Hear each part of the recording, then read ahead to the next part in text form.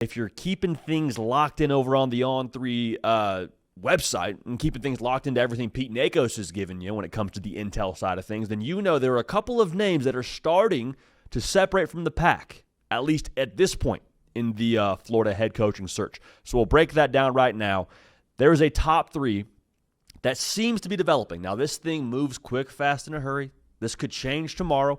But as of right now, Pete Nakos put out an article talking about the names to know and timelines to watch for the Florida head coaching job. And there are 3 names that are starting to separate. Now, there is one name that is at the top, and there's 2 others that I'm going to go ahead and rank these in order of what I think the likelihood is that they end up being the guy in Gainesville. Just going off gut feel, fit, how much it makes sense, and all that. So before we do that, 1, make sure you're subscribed. If you're a college football sicko or you're a Florida fan just hoping and praying you land Lane Kiffin, make sure you're locked in right here because we're talking college football all year round. We're talking this Florida opening as long as it's relevant, and then we'll talk about who you hire here going forward. So here's the deal. According to Pete Nakos of On3, Florida is going to hire someone that is currently a sitting head coach at the P4 level. So we already addressed this. It's not going to be the next hotshot coordinator. It's not going to be the next G5 head coach. They're going after a top dog, and all these names that we're going to talk about right now currently are head coaches elsewhere, 2 of them in the SEC. Now, this is not breaking news, but it has more or less been confirmed that Lane Kiffin is the top target for the folks in Gainesville, and it makes all the sense in the world. I mean, if Kiffin wants it, you're hiring him. It's the aura. It's the offensive acumen. It's what DJ Lagway could be in that offense. It's the fact that if you hired Lane Kiffin, you feel pretty good about your chances to keep DJ Lagway. It's what he's done at Ole Miss. It's the roster math of, well, if he did what he's doing at Ole Miss, winning double-digit football games with their resources, heck, we're not talking down on Ole Miss necessarily, or maybe you are if you're a Florida fan, but our firepower from a resources perspective, that logo when you walk into any given high school across America and you're recruiting with that behind you, Lane Kiffin, you could do some damage, brother. So there's that whole thought behind it. Here's the tricky thing. Ole Miss right now has 1 loss. By nature of how Ole Miss is trending, they could very well be in the college football playoff. Now, Ole Miss makes the playoff and goes on a deep run here. That transfer portal opens up January 2nd.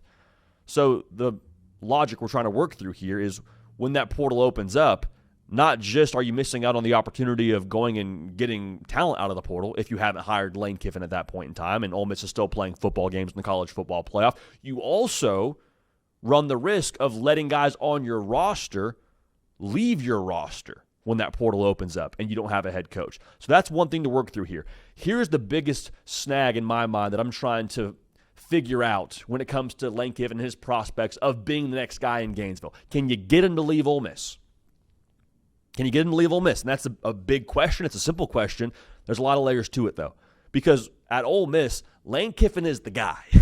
He'd be the guy in Gainesville, but he'd be the guy. I have to think with a couple of other guys around him helping him make decisions. I don't think it's quite that layered at Ole Miss. I think Lane Kiffin gets what he wants when it comes to making decisions at a roster level. He gets decisions when it comes to the portal. Like Lane Kiffin has a ton of autonomy at Ole Miss. Is that the case in Gainesville? I don't know if it isn't, but I think that's something that needs to be worked through and something that I think is only Lane Kiffin can answer when it comes to the idea of the Florida job and if he wants to take that or not. Also, just a little sprinkle on top of this, too. His daughter's still currently at Ole Miss. How much does that play into his desire to leave Oxford? Neither here nor there. Now, this is not confirmed to be like the next candidate in line for Florida, but how I'm processing this, he makes the next most amount of sense when it comes to the job at Florida, and that's Eli Drinkwitz at Missouri, a guy we've already talked about. And, yeah, if you're a Florida fan, He's not your first choice. In fact, according to my Twitter mentions, he's not the second, third, fourth, or fifth choice for a lot of those folks. But here's the deal. He makes a lot of sense. I think he is Lane Kiffin with a lot of the same upsides, but maybe a little bit less noise. Like Eli Drinkwitz has some of the Kiffinisms about himself, going to talk trash, a guy who's proven he knows how to score points when it comes to what they've done offensively at Missouri.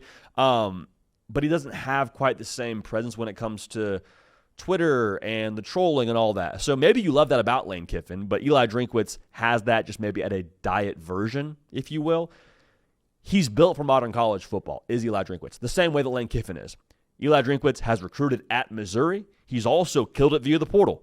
A lot of the top guys at Missouri right now, they got via the portal, from a Bo Prabula to Ahmad Hardy to Zion Young. They have crushed it in the portal. Damon Wilson, another guy who's going to ball out here for Missouri this Saturday against Vanderbilt. He knows how to build a program. Not program.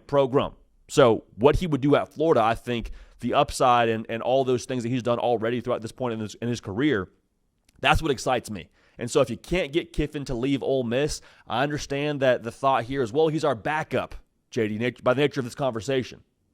A lot of good backups throughout sports history. Tom Brady was a backup. Tony Romo was a backup. I'm just saying, if you get Eli Drinkwitz, he may not be everything you want, but I think he still checks a lot of boxes when it comes to what you need, when it comes to keeping that roster intact. Now, Missouri, same deal. They could be a team that makes the playoff, and you have that same discussion we just had with Ole Miss of, well, if he's still playing games and the portal opens up, what does that mean?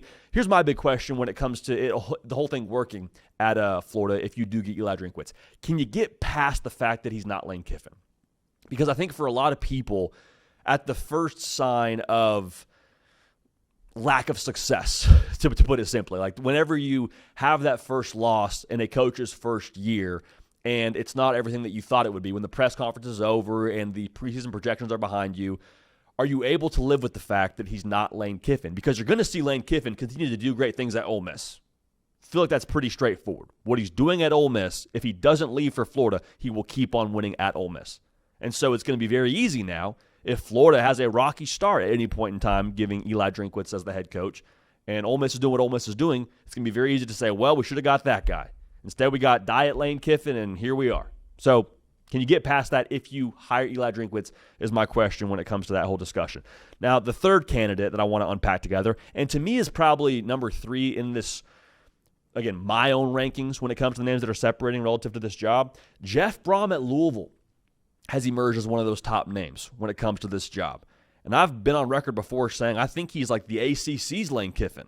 Scores points, a little quiet moxie about himself. If you haven't YouTubed Jeff Brohm XFL interview, go do that after you watch this show because it's nothing but greatness. Is a football guy through and through, has some edge about himself. Not quite as vocal as a Kiffin or a Drinkwitz, but still kind of has that, I think, confidence that you would need as a head coach at Florida.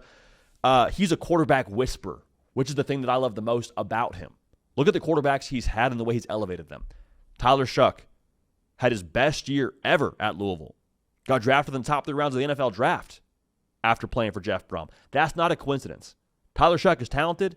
He got the most out of himself by playing for a one Jeff Brohm. And I don't know how DJ Lagway compares to a Tyler Shuck from a skill set perspective, but my eyeballs tell me DJ Lagway probably has a little bit more in the tank there when it comes to overall natural ability. So that paired with Brohm, I think would be really nice. A guy who already told you knows how to work the portal.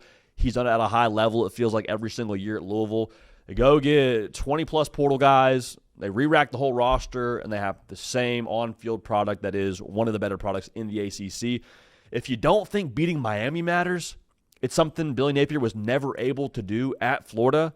Jeff Brohm just did it with a lesser caliber roster than Billy Napier ever had at Florida with Louisville this past weekend on Friday night in Miami. So if that's the appetizer, I'd be excited to see what he could do for the entree if you were to give him more firepower behind him to go get a top-tier roster at Florida in the SEC. Now, that's the question here. Are you okay with the fact that he's never coached in the SEC before? Because I understand the ACC and where Billy Napier came from are 2 different things, but people were very quick to point to that as being a reason for Billy Napier not being successful in the minds of fans. Now, does that actually have anything to do with it, that Billy Napier never coached in the SEC before? I don't really think so. He had coached in the SEC before at Alabama as a receivers coach, so just take of that as you will. But I do think that if Jeff Brohm has a rocky start at Florida, if he gets there and you lose a game or 2, people are going to be very quick to say, doesn't get the SEC. See, he's not cut out for it. Look at this. I don't know. Can you get past that? If you can, you're in good shape. Now, if I had to bet money, I still feel like Drinkwitz ends up getting the job. Again, no intel, no inside information here. I'm just operating off my opinion. I think Lane Kiffin being such a runaway top candidate for this job, by nature of how these coaching searches seem to unfold, I think that Ole Miss will do everything in their power to throw the Brinks truck at him and keep him in Oxford. And Eli Drinkwitz, I think he wants the job.